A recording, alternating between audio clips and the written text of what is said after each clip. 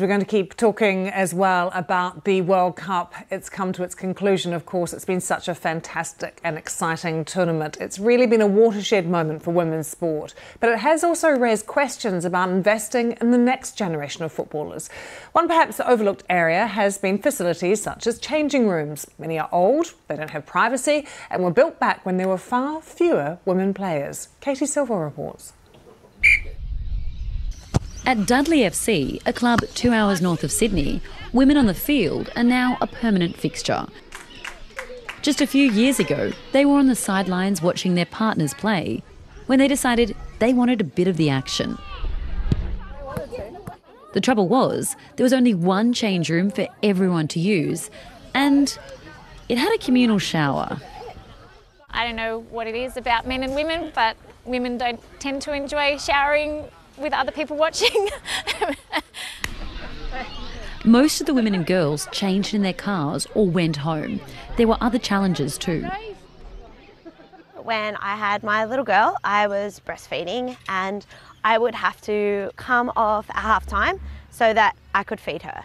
Most facilities and most places means that you sit in the back of your car and you run up the hill or you run 200 metres so that you can sit there and feed your child at halftime. It was experiences like these that led the club to obtain a government grant to build facilities made with women in mind.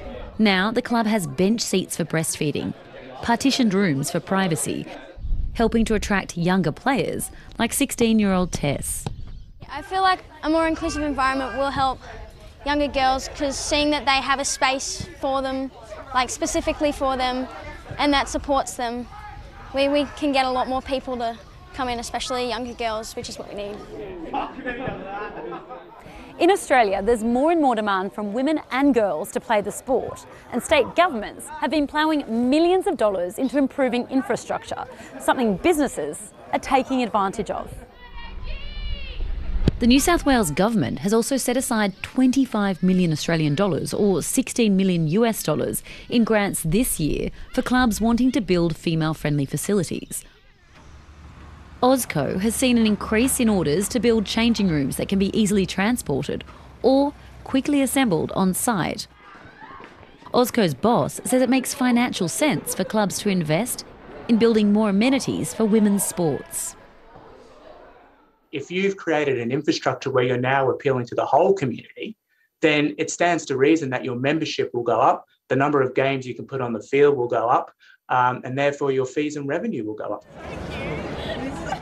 For many, the success of this World Cup is not counted just in the millions of fans, but also in the millions of dollars spent on women's sports to upgrade facilities and create a lasting legacy, not just at the professional level, but at the grassroots as well.